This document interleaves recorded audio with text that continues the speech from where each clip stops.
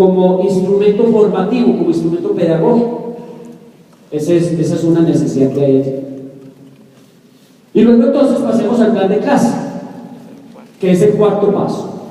En el plan de clase abordamos las actividades de aprendizaje articulando el tiempo, el aprendizaje esperado seleccionado, la evaluación, la organización de los estudiantes y el estudio del contexto interno y externo, como también el diagnóstico del grupo. Todo el plan de clase debe orientarse al aprendizaje esperado y debe partir del diagnóstico que se hizo anteriormente. Muy bien, entonces vamos a ver cómo proponemos el plan de clase.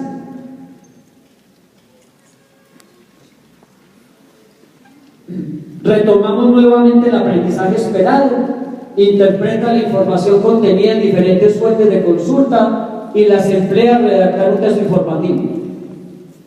Y aquí ya comenzamos a articular el enfoque de la asignatura, que es también importante para la argumentación. Y entonces el enfoque de la asignatura aquí lo aborda el profesor considerándola como una competencia disciplinar que está establecida en el acuerdo 592 en el bloque 2, que dice así: analizar la información y emplear el lenguaje para la toma de decisiones. Y articula dos competencias para la vida, o también dos competencias genéricas como se conoce en educación media superior: competencias para el manejo de la información y competencias para la convivencia. Entonces, el plan de clase va a abordar esto: que el español le permita a los estudiantes enfocarse en el manejo de la información y en desarrollar pautas de convivencia.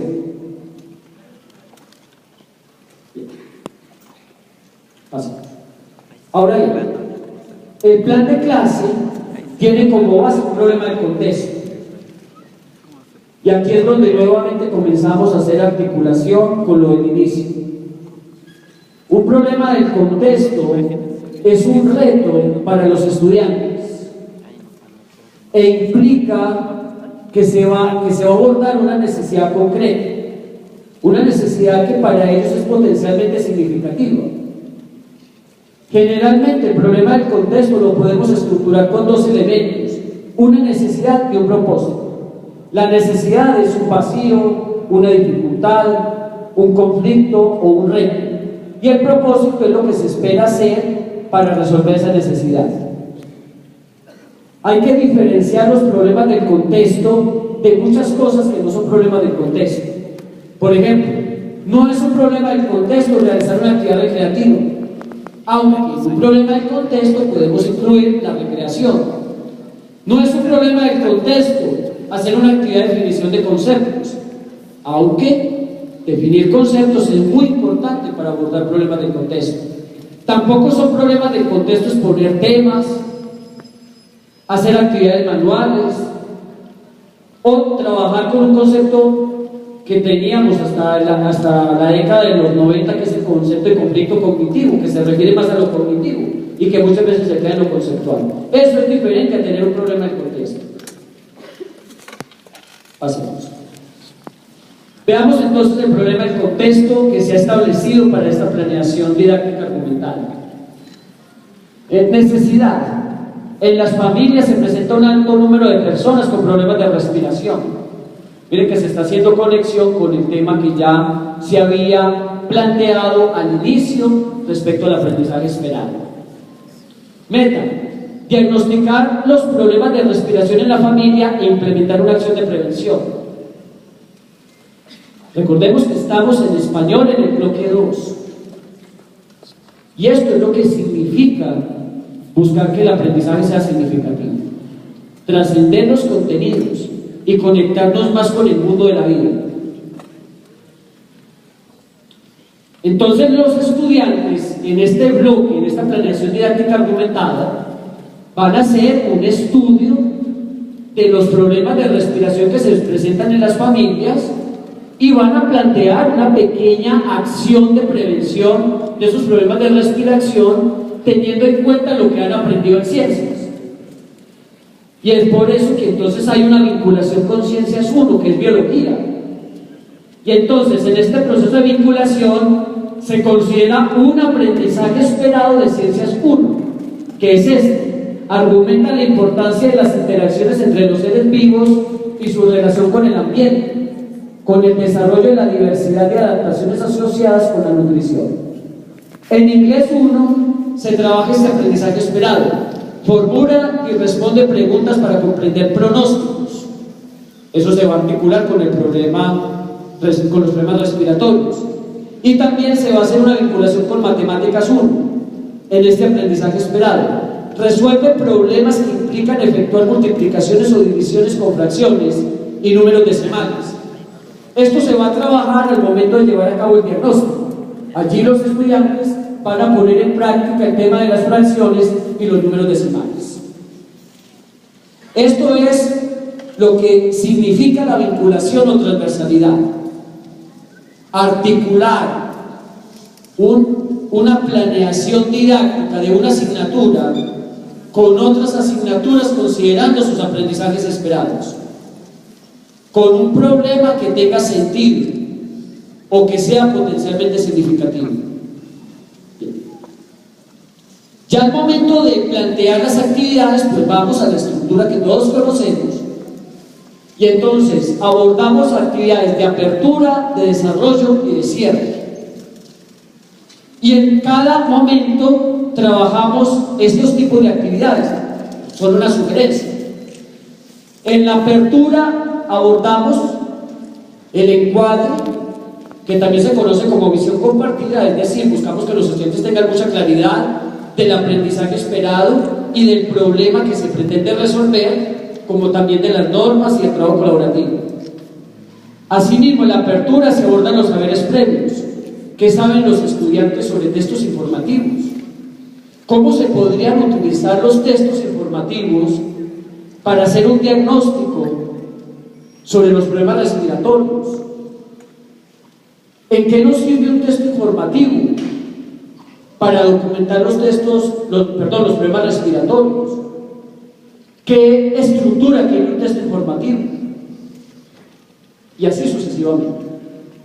También, ¿cómo podemos aplicar las fracciones y decimales haciendo un diagnóstico de los problemas respiratorios? ¿Qué han aprendido en inglés para hacer pronósticos, por ejemplo, en el área de la salud? Y así sucesivamente.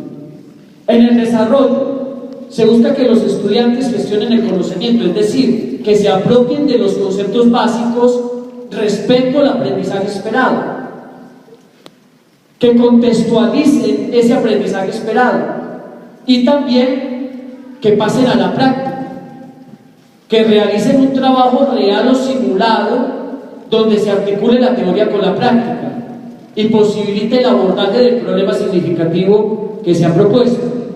Y en el cierre se busca que los estudiantes realicen una metacognición sobre lo que aprendieron, lo que se les dificultó en el aprendizaje, pero también sobre lo que esperan seguir aprendiendo con respecto a este tema en bloques siguientes. Y se hace el cierre final con una socialización del producto o de los productos que se hayan conseguido en esta planeación didáctica. Esa socialización tiene que ser con los compañeros, la familia y la comunidad en la medida de lo posible. Entonces vamos a ver de manera sintética cómo se abordaron estas tres fases en la planeación del profesor. Pasemos por favor. Aquí tenemos las actividades. Actividades de apertura, entonces está visión compartida y están descritas las actividades que se van a llevar a cabo. El primero, comprender las evidencias del proyecto conformando equipos de 3 integrantes. Fíjense, no se habla de 5 integrantes ni de 6 integrantes, porque ustedes vieron que cuando se hizo el diagnóstico del grupo se encontró que las aulas son muy pequeñas y no es posible trabajar con grupos de 5 o de 6. Entonces fíjense que ya se está retomando una parte del diagnóstico del grupo y luego se tiene que argumentar en el último punto. ¿Por qué grupos de 3? Entonces hay que retomar el diagnóstico del grupo.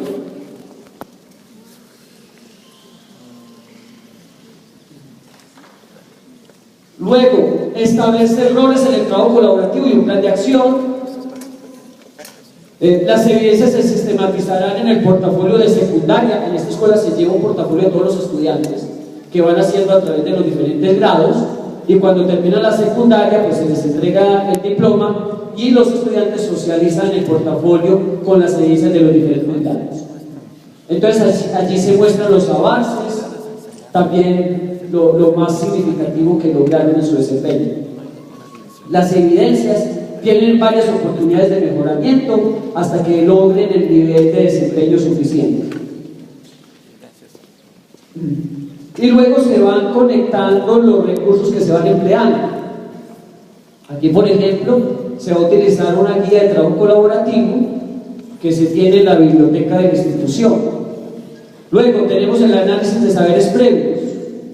Entonces aquí se analizan los diferentes saberes que tienen los estudiantes con respecto al aprendizaje esperado, pero también con respecto al problema y a las asignaturas que se están articulando, y esto se hace por medio de un mapa mental.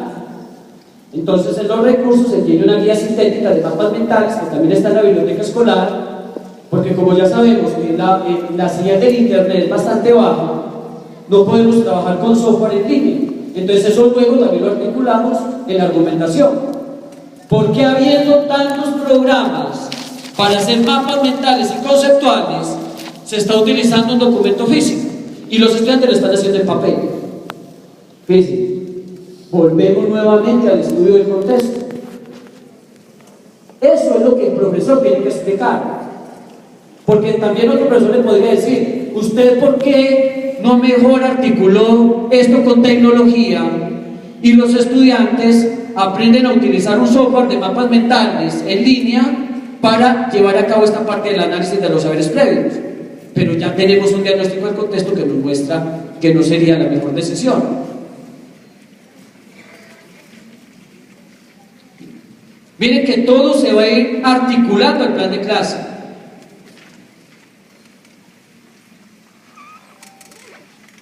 ¿Por qué no se va a emplear un libro del aula? Pues porque no existe en esta escuela la biblioteca del aula. Entonces se va a retomar una guía que se encuentra en la biblioteca de la institución. Pasemos. Gestión del conocimiento. Muy bien, aquí comenzamos con la primera actividad, ya estamos en el desarrollo. En equipo, realizar un mapa mental sobre los problemas respiratorios. Pero luego en la argumentación hay que explicar por qué se están abordando los problemas respiratorios. Y ya dijimos que hay una necesidad, y es que muchas familias presentan problemas respiratorios, pero todavía no hay un diagnóstico preciso.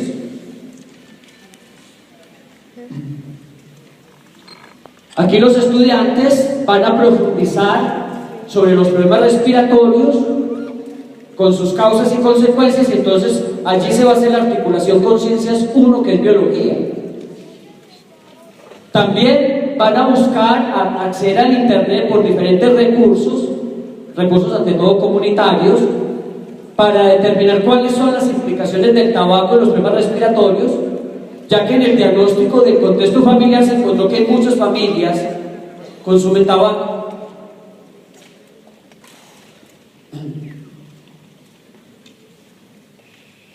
Bien. Luego se hace un análisis de los problemas respiratorios a partir de noticias que han aparecido en inglés. Entonces aquí comienza a hacerse la articulación con inglés y se formulan preguntas para que los estudiantes aprendan a determinar pronósticos sobre los problemas respiratorios. Finalmente esto se autoevalúa y coevalúa entre los equipos de 3 con una lista de cotejo y se hacen mejores.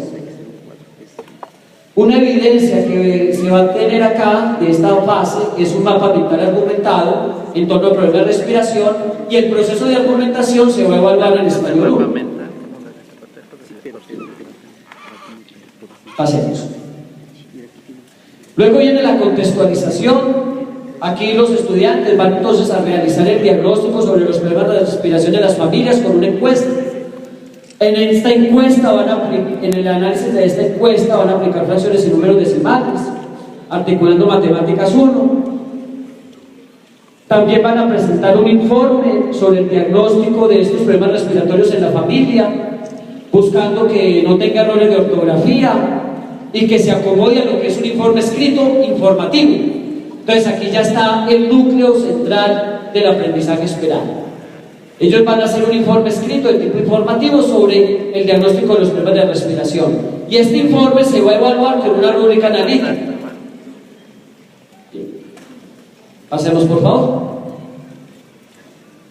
Luego viene otra actividad de cierre. Sí, pasemos. Que es el trabajo colaborativo. Aquí los estudiantes trabajan una acción de prevención en la familia sobre los problemas respiratorios y luego integran esto en el informe escrito. Entonces ya no es el informe escrito con el diagnóstico, sino también con la acción de prevención que implementaron en la familia sobre los problemas respiratorios. Y esto se sigue evaluando con una rúbrica analítica para un texto informativo. Bien, pasemos. Ya vienen las actividades de cierre. Las dividimos en dos momentos. La metacognición, donde los estudiantes vuelven a hacer una revisión de su texto informativo, identificando logros y nuevas oportunidades de mejora, teniendo como base la rúbrica que ya han trabajado en momentos anteriores. Aquí coevalúan también el texto informativo de otros compañeros utilizando la misma rúbrica y finalmente reflexionan sobre lo que aprendieron, sobre lo que les quedó faltando y sobre sus compromisos. Finalmente socializan este informe escrito con sus familias, con los pares y también a través de las redes sociales como Facebook y también utilizando WhatsApp. Entonces ahí también volvemos a integrar una parte del estudio del grupo que decía que los estudiantes utilizan mucho redes sociales, pero para cuestiones de diversión y no para procesos de aprendizaje. Entonces aquí ya lo estamos haciendo. Fíjense ustedes que ante todo son dos evidencias: un mapa mental que se trabaja en el análisis de saberes previos y luego para profundizar en los conceptos, y después un informe escrito que se trabaja en diferentes momentos con base en una rúbrica analítica para que los estudiantes logren el nivel mínimo esperado, que es el satisfactorio, y hay varias oportunidades de mejora. Pasemos. Finalmente, en las estrategias de evaluación se describen con profundidad las evidencias y los instrumentos. Esto tiene que estar articulado al diagnóstico del contexto interno y externo, como también al diagnóstico del grupo, y tiene que ser con base en la experiencia que tiene el profesor en la planeación de instrumentos. Pasemos. Entonces, se hicieron diferentes instrumentos, listas de cotejo, rúbricas. Pasemos, por favor. Esta es una lista de cotejo, esta es una rúbrica. Pasemos. Y finalmente tenemos la argumentación. Aquí se explican los diversos momentos de la planeación didáctica. Yo ya he hecho varios ejercicios con ustedes, entonces no me voy a detener mucho en esta parte. Ante todo les voy a compartir lo que hoy día está haciendo el profesor. Está trabajando en la argumentación de su planeación, haciendo un escrito de 4 cuartillas, que es lo que ya está pidiendo el libro, un escrito de 4 cuartillas como mínimo. Entonces el profesor en estas vacaciones va a hacer ejercicios de argumentación de 4 cuartillas como mínimo para esto. Y veamos los componentes que hoy día se deben tener en cuenta en la argumentación. Pero claro, muchos de ustedes se preguntarán: bueno, usted, profesor Tobón, habló de la argumentación al inicio, y yo sé que a lo mejor ya lo están planteando por ahí las preguntas que van a hacer en las boletas. ¿Qué es en sí la argumentación? En términos de didáctica, entendemos la argumentación como un proceso de explicación. Hay que explicar con hechos y fundamentos por qué seleccionamos tal componente y no otro. ¿Por qué le dimos tal organización y no otra? ¿Por qué seleccionamos este aprendizaje esperado y no otro? ¿Por qué empleamos este instrumento de evaluación y no otro? Eso es, en síntesis, el proceso de argumentación. Ya en la práctica, cuando argumentamos, hay diversos conceptos concatenados. Hay que explicar, es decir, hay que dar fundamentos, hay que mostrar hechos, hay que fundamentar. Por ejemplo, tenemos que ir al enfoque pedagógico que se trabaja en cada asignatura. Hay que tener en cuenta el ciclo vital de los estudiantes. Hay que profundizar en las estrategias didácticas y saberlas diferenciar. También tenemos que saber justificar por qué un elemento y por qué no otro. Ahora bien, los componentes que tiene la argumentación. Primer componente, argumentar el contexto interno, externo y de grupo. Entonces, hay que comenzar planteando cuáles son los datos generales de la escuela, el grado y el grupo. ¿Para qué? Para que cuando el evaluador vaya a ver el texto argumentativo se contextualice. Segundo, hay que describir los elementos del contexto externo e interno a manera de síntesis. Ustedes dirán, pero ¿por qué hay que hacer esto de nuevo si ya está? Es también para que nosotros tengamos esto más claro y luego el evaluador pueda valorar con profundidad la argumentación de ustedes. Entonces, a manera de síntesis, volver a retomar los elementos más importantes del contexto interno, externo y del grupo.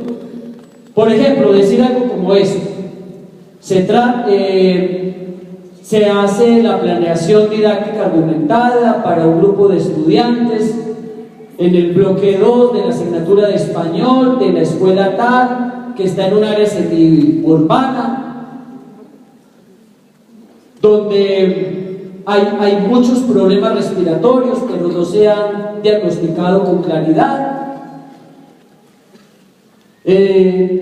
donde también la misma escuela presenta aulas bastante estrechas que dificultan el trabajo en grupos de más de 4 integrantes y donde no se tiene la suficiente ventilación. En la comunidad se ha podido identificar que hay un alto índice de consumo de tabaco y también problemas de contaminación por basuras. Esto no lo había dicho, pero está ya en el diagnóstico. Bueno. Luego hay que describir los elementos del contexto del grupo y los motivos por los cuales fueron seleccionados. Por ejemplo, ¿por qué decimos que en el grupo solamente se puede trabajar con equipos de 3? ¿Y cómo esto luego se tuvo en cuenta en el plan de clase? Entonces, ustedes vieron que en el plan de clase se habla de equipos de 3. ¿Por qué? Porque no se puede trabajar con equipos de 4 por las aulas tan pequeñas. Pasemos. Hay que argumentar también el contexto interno, externo y del grupo, en lo que tiene que ver con el aprendizaje esperado. Pasemos. Hay que argumentar el análisis de saberes previos y el abordaje del problema del contexto. ¿Por qué se abordó este problema del contexto y no otro? Fíjense que eso está en el proceso de evaluación. ¿Por qué se aborda tal análisis de saberes previos con un mapa mental? ¿Y por qué no se utilizó otra estrategia? Como por ejemplo un análisis de caso, o simplemente trabajar con preguntas abiertas, como muchas veces lo hacemos. Explicar cómo contribuye el análisis de saberes previos al logro del aprendizaje esperado. Por ejemplo, ¿Cómo contribuye el hacer un mapa mental argumentado al logro del aprendizaje esperado? ¿Cómo contribuye? Contribuye que el mapa de aprendizaje posibilita que el estudiante tenga una mejor organización de sus ideas y al momento de hacer un informe escrito, al momento de hacer un texto informativo, puede tener mayor claridad en cómo plantear las ideas. Hacemos argumentar las actividades propuestas y el orden. Entonces aquí hay que explicar por qué se seleccionaron estas actividades y no otras, por qué se les dio este orden que ustedes vieron y no otro. Por ejemplo, ¿por qué se hizo primero un diagnóstico de los problemas respiratorios y los estudiantes elaboraron un informe escrito o un texto informativo?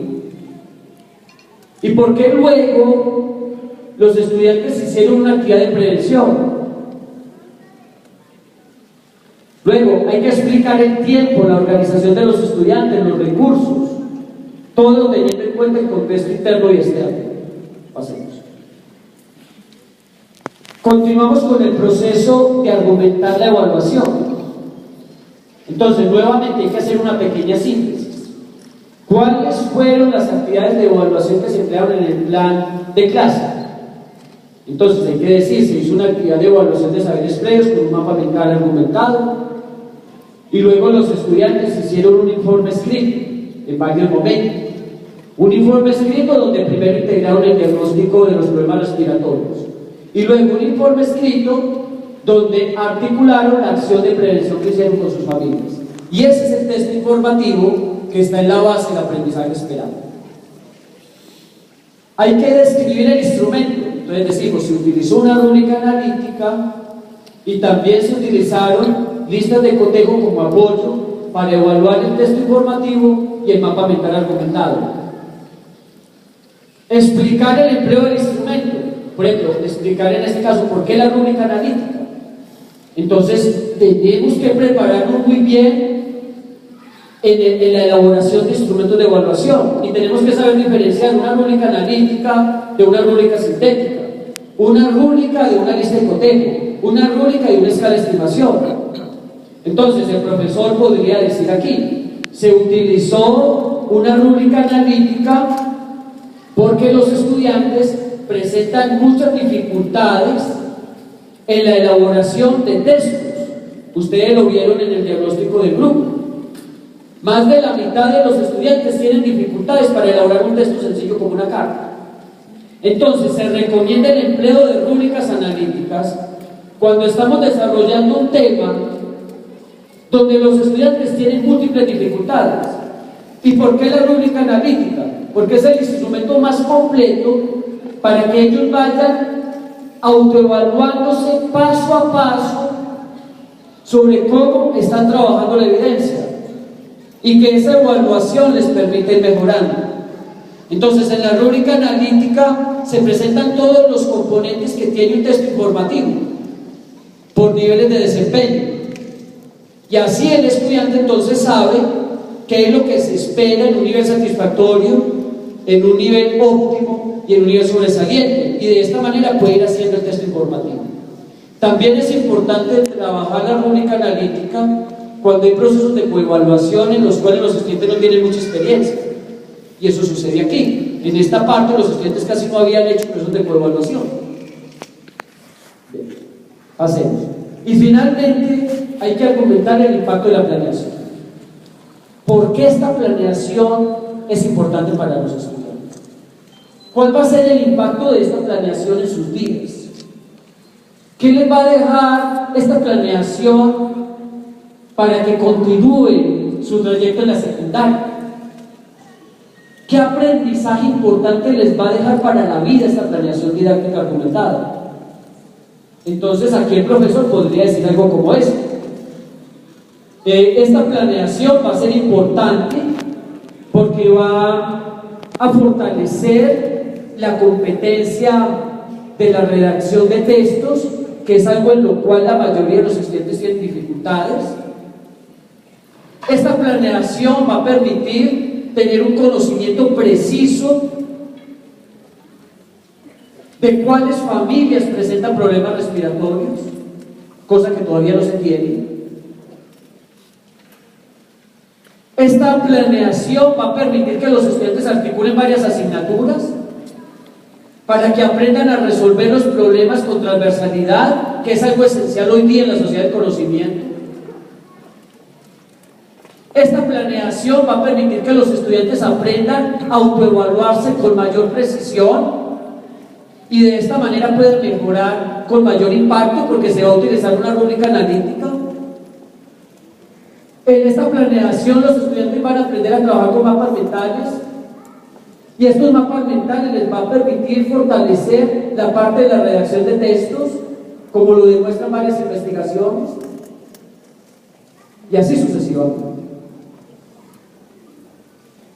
No podemos quedarnos en una argumentación general diciendo es que la planeación didáctica argumentada es importante porque vamos a cumplir con un aprendizaje esperado del Acuerdo 592.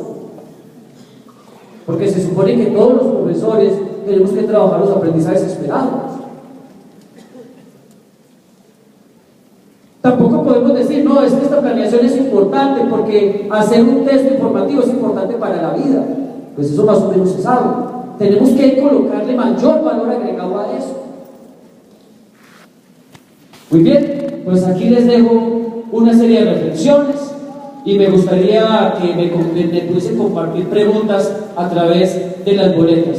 Finalmente les dejo pues algunas referencias bibliográficas, sobre todo un último libro que tenemos que es Secuencias didácticas y socioformación, que les puede servir un poquito para la parte de la planeación didáctica argumentada, pues un libro que está citado también por parte de la SEP y del INE como apoyo a los profesores. Muchas gracias y estoy atento aquí a las preguntas que ustedes nos puedan pasar a través de las boletas. Maestras, maestros, reconocemos a través